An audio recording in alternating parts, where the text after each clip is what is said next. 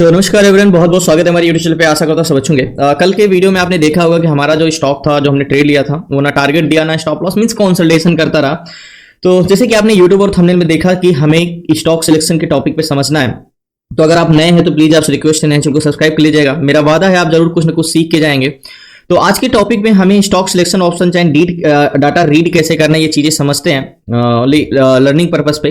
तो एक एक स्टेप को हम समझते हैं कि एक स्टॉक का स्ट्रेंथ और डायरेक्शन पकड़ने के लिए क्या इंपॉर्टेंट है, क्या इंपॉर्टेंट नहीं। ऑलरेडी मैंने इस पे बहुत सारी वीडियोस बना के रखी, जो मैंने आपको पहले ही एक्सप्लेन करके रखा। अगर आपको बहुत डीप में जाना चाहिए तो पहले आप इसको देखने के बाद पुरानी वीडियो को बहुत अच्छे से देख सकते हो, उसमें मैंने बहुत डीप में बताया। तो देखो, मार्केट को समझने के लिए जैसे मैंने बोला ना कि हमें मेन पर्पस हमारा क्या है, हमें ये है कि हमें ये एफएनओ स्टॉक जो है, इस स्टॉक में से, ये एफएनओ स्टॉक में से हमें एक तरफा स्टॉक पकड़ने हैं, मतलब जो वन साइडेड मूवमेंट करते हैं वो स्टॉक को पिक करना है। तो ऐसी स्टॉक को पिक करने के लिए जो वन साइडेड होते हैं उसमें दो चीजें इंपॉर्टेंट होनी चाहिए। जो मार्केट में एक सीपीआर होता है, अब सीपीआर पीसीआर क्या होता है मैंने ऑलरेडी पहले वीडियोस में बताया है, और उसको कैसे यूज करना है ये भी मैंने बताया, तो आप पुरानी वीडियो को देख सकते हैं। सीपीआर होता है और एक होता है हमारा पीसीआर, ठीक है। तो सीपीआर या तो 2.5 एबव हो, 2.5 का एबव सीपीआर हो, या तो पीसीआर 1 के आसपास हो, मतलब 1 के आसपास, जरूरी नहीं 1 से ज्यादा, क्योंकि सेलर आपको स्टॉक में हमेशा नेगेटिव मिलेंगे, निफ्टी 50 या बैंक निफ्टी की तरह नहीं मिलेंगे।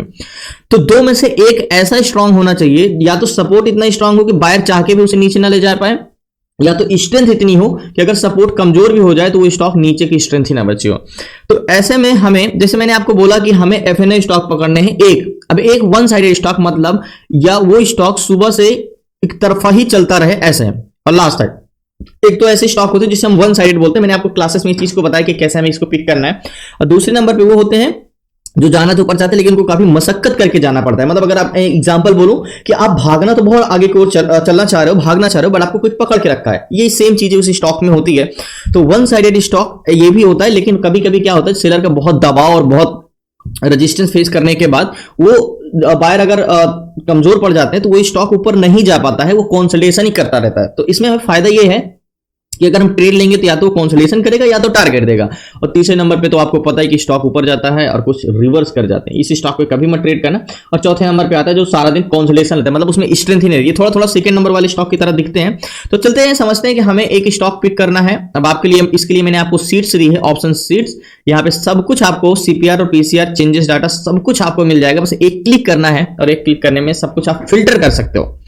मैंने आपको क्लासेस में प्रोवाइड किया है। अब देखिए यहाँ पे पीसीआर का क्या कॉन्सेप्ट है, आपको मैंने ऑलरेडी पहले ही बताया, क्लासेस में बताया है। और ये हमारा होता है सीपीआर, और ये होता है वॉल्यूम चेक का, is most important than other data. मैं बार बार बोलता हूं कि चेंजेस ही तो मेन इंपॉर्टेंट है। जैसे हमें ऑप्शन चैन, अगर मैं आपको बताऊं तो ऑप्शन चैन में सबसे इंपॉर्टेंट क्या है, ये कॉन्ट्रैक्ट ग्रीन है कि नहीं जी। मींस अगर हम यहां पे देखें तो 1,24,84,209 ये है कॉल बायर, और 91,64,890 ये है पुट बायर। तो जाहिर सी बात है यहाँ पे कॉल बायर की संख्या बहुत ज्यादा है, लेकिन अगर यहीं पे कॉन्ट्रैक्ट ग्रीन कॉल साइड ना होकर पुट साइड का होता तो ये 1,24,00,000 से ज्यादा हम इंपॉर्टेंट 91 लाख को देते, राइट। तो इंपॉर्टेंट नंबर्स क्या है, ये इंपॉर्टेंट है ही नहीं है। एक्चुअल में जो कॉन्ट्रैक्ट बने हुए हैं वो इंपॉर्टेंट है, ना कि सिर्फ नंबर्स इंपॉर्टेंट है। तो जैसे हमने बोला कि अभी मैं आपको सीट्स पे ले चलता हूं, मैंने आपको सेक्टर एनालिसिस किया। जैसे आज के सेक्टर देखो तो रियल्टी सेक्टर बहुत अच्छा परफॉर्म किया, 1.29%, pharma 1.19%, and metal 0.82%, energy 0.55%, and financial service 0.46%, and auto sector 0.45%। तो ये सेक्टर्स, अगर सबसे ज्यादा आज कोई नेगेटिव है वो है केमिकल। मींस अगर केमिकल को देखें तो -0.36, मतलब बहुत ज्यादा एक्सट्रीमली बेरिश भी नहीं। रियल्टी में सबसे अच्छा कौन सा, देखो ये जो है ना, अब यहाँ पे कहीं भी टैप करके फिल्टर कर सकते, मतलब आज का डाटा सबसे ज्यादा कौन चला है, आज सबसे ज्यादा प्रेस्टीज चला है 2.70%, सबसे डाउन कौन है 0.0, ओवरऑल रियल्टी। केमिकल में सबसे ज्यादा कौन गिरा है 1.2%। आप इसको सीपीआर को भी फिल्टर कर सकते। सीपीआर में सबसे ज्यादा किसका है 3 पीडी इंडिया लिमिटेड क्या है ये 3.76%, एंड एसआरएफ 3.14%, 3.14 का सीपीआर, सॉरी परसेंटेज नहीं, राइट। ऑप्शन पीसीआर भी आप देख सकते हो सबसे ज्यादा किसका है 0.83%, टैप करते हैं यहाँ पे 0.4% एसआरएफ का।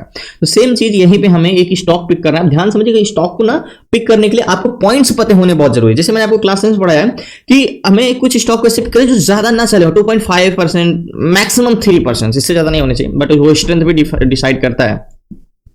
तो पीजीईएल सबसे अच्छा चला है, 2 अबव है, लेकिन 4% चल चुका है। लेकिन वॉल्यूम चेकर में देखोगे तो देखो यहाँ पे CPR PCR volume checker changes data तो सॉरी चेंजेस डाटा में अगर आप देखोगे तो 2 एबव पीसीआर, 3 एबव पीसीआर, लेकिन अगर पीसीआर पीसीआर देखोगे तो 0.4 का है। और देखो ना यहाँ पे 1%, मतलब बायर इंटरेस्टेड नहीं है। अब बहुत ज्यादा सॉरी परसेंटेज में हम इसको चेकअप, हमेशा शो द चेकर है परसेंटेज में जब आप लगाओगे तो आपको थोड़ा सा क्लियरिटी ज्यादा रहेगी चेंजेस डाटा में।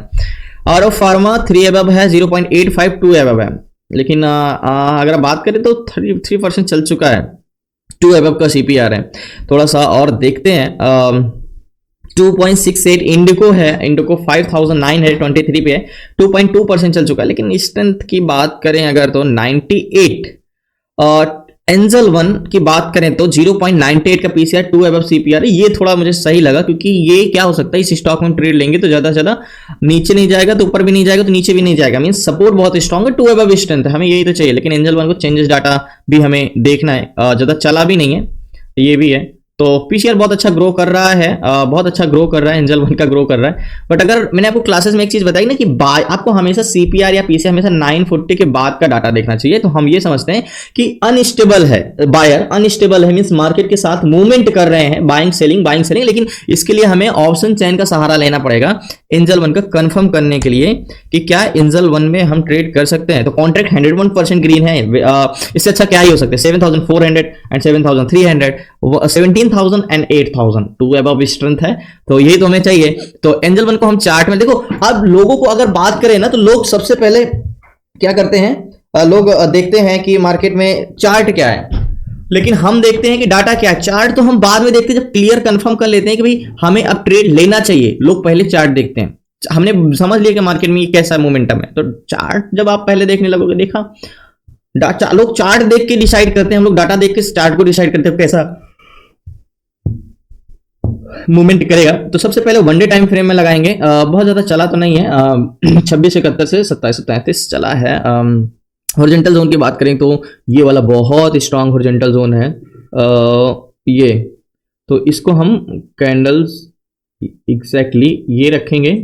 वनडे टाइम फ्रेम बहुत स्ट्रांग, मैंने आपको क्लासेस में इस चीज को बहुत अच्छे से पढ़ाया है कि स्ट्रांग। देखो लोगों आपको क्या पढ़ाते हैं, ट्रेंड लाइन खींचो, असेंडिंग खींचो, डिसेंडिंग खींचो, ये यहां से ऐसे आएगा, ये यहां पे टच हो रहा है, इसका मतलब एक रेजिस्टेंस ये फेस करना पड़ेगा, ये सब बेवकूफी होती है। मींस आपको सिर्फ कंफ्यूज करोगे, आप 10 लाइन खींच के खुद ही भूल जाते हो कि कौन सी लाइन किस काम के लिए हमने ड्रॉ की थी।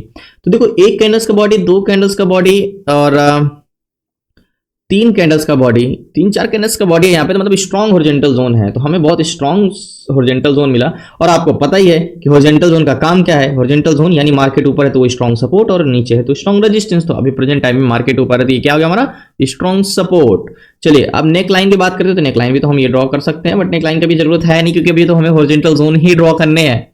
हॉरिजॉन्टल जोन का गैन कैलकुलेटर ही देखना है, अभी गैन कैलकुलेटर हमने देखा नहीं। तो सबसे पहले गैन कैलकुलेटर ओपन करते हैं, और गैन कैलकुलेटर में हॉरिजॉन्टल जोन का जो प्राइस रहेगा वो हमारा रहेगा 2720, राइट। तो 2720 का हमारा हॉरिजॉन्टल जोन का प्राइस रहेगा 2720।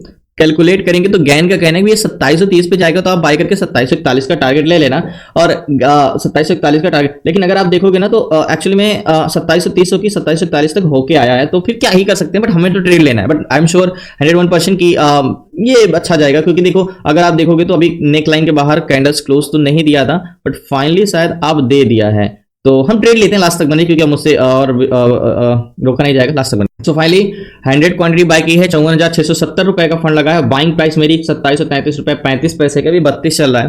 तो 100 क्वांटिटी बाय किया है, और 100 क्वांटिटी सुनने में थोड़ा सा लगता है, लेकिन 54, मैंने आपको बार बार बताया कि मेरा फंड और जो ट्रेड करने का एक्चुअली स्ट्रेंथ है वो मैक्सिमम 60,000 इंट्राडे में है, मिनिमम 40 से 60,000 के बीच में एक इंट्राडे ट्रेड करने के लिए सफिशिएंट बैलेंस है अगर आप स्टॉक में करते हो।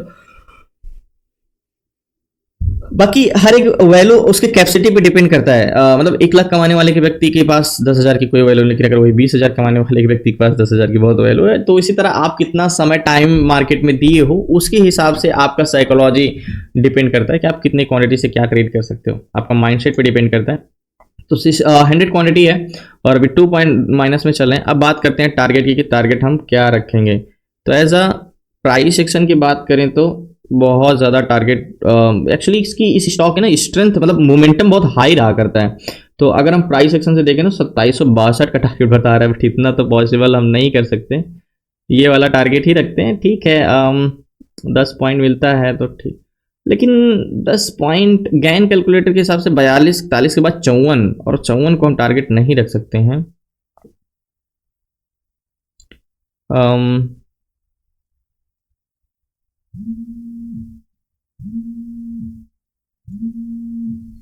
तो यहाँ पे हम ट्रेड टारगेट ये सेलेक्ट किए हैं क्लास में।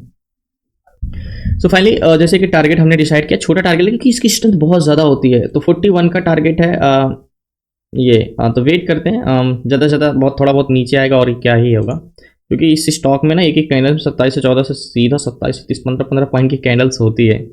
बट नेकलाइन के बाहर कैंडल्स क्लोज दे दिया है तो जल्दी टारगेट दे देगा।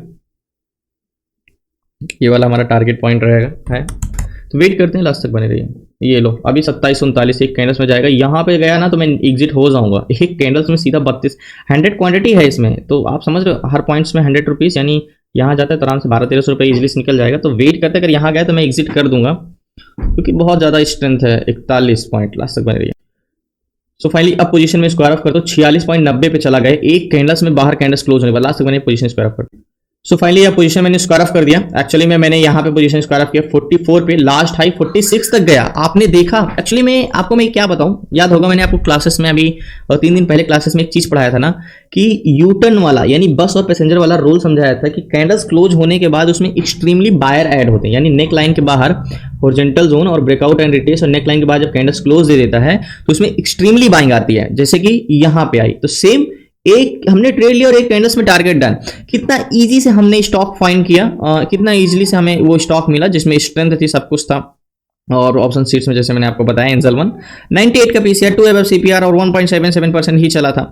और अभी 44 पे वगैरह 45 46 फिर से चला गया कि मैंने एग्जिट कर दिया। और ठीक है, जो भी मिला सही है। तो धन्यवाद आपका, शुक्रिया लास्ट तक बने रहने के लिए। प्लीज आपसे रिक्वेस्ट है, चैनल को सब्सक्राइब कर लीजिएगा। अब ये भी नहीं सुनना चाहिए यार ये तो निकलता जा रहा है, आप एग्जिट क्यों कर दिए। देखिए हमने यहाँ पे एग्जिट किया, हमारा टारगेट ये, अब हमने यहाँ पे निकल गया, कहीं भी जाता है ये। अगर आप साइकोलॉजी नहीं रखोगे तो फिर आप बार बार मार्केट में घुसने का प्रयास करोगे, और फिर मार्केट है, आप बार बार उस जाओगे तो फिर तो फंसोगे ही। 47 पहुंच गया है, हमने 45 के आसपास एग्जिट किया। तो धन्यवाद आपका, शुक्रिया लास्ट तक बने रहने के लिए। आपको सीखना है सारी चीजें स्टॉक मार्केट से रिलेटेड, तो डिस्क्रिप्शन में नंबर है, आप उसे व्हाट्सएप करके जुड़ सकते हैं। इसमें stock intraday, stock SIP, ETF SIP, option selling, option buying, stock fundamental, A to Z सारी चीजें 6 मंथ की क्लासेस में विद सर्टिफिकेट, तो आप जुड़ सकते हैं। डिस्क्रिप्शन में नंबर है। बाकी धन्यवाद आपका, शुक्रिया। कल मिलते हैं न्यू ट्रेड न्यू स्टडी के साथ। जय हिंद एंड जय भारत। सो फाइनली पोजीशन तो हमने स्क्वायर ऑफ कर दिया था, और याद होगा कि जो एंजल 1 में ट्रेड लिए थे काफ़ी मूवमेंट आया है। हमने तो बहुत एक कैंडल के मूवमेंट में एग्जिट किया था, 45 के आसपास, ये गया 68 तक। इमेजिन कि इतना मूवमेंट आया, हमने एक्सपेक्ट भी नहीं किया था। और स्ट्रेंथ था 69 गेन कैलकुलेटर, फर्स्ट टारगेट 41 54 68, यानी थर्ड टारगेट, तीनों टारगेट देखिए, पहला टारगेट 41 था, दूसरा टारगेट 54 था, तीसरा टारगेट 68 था, और लास्ट ये 68 तक गया। देखो ये 68 तक गया, यानी तीनों टारगेट गेन कैलकुलेटर का दिया। बाकी क्या कर सकते हैं, अब ये भी नहीं सोचना कि यार मैं तो कुछ भी नहीं, मतलब जिस हिसाब से मूवमेंट है कुछ भी नहीं किया, यहाँ पे प्रॉफिट बुक कर लिया और इतना हाई मोमेंटम आया। बाकी धन्यवाद, शुक्रिया। कल मिलते हैं न्यू ट्रेड न्यूज़ के साथ। जय हिंद एंड जय भारत।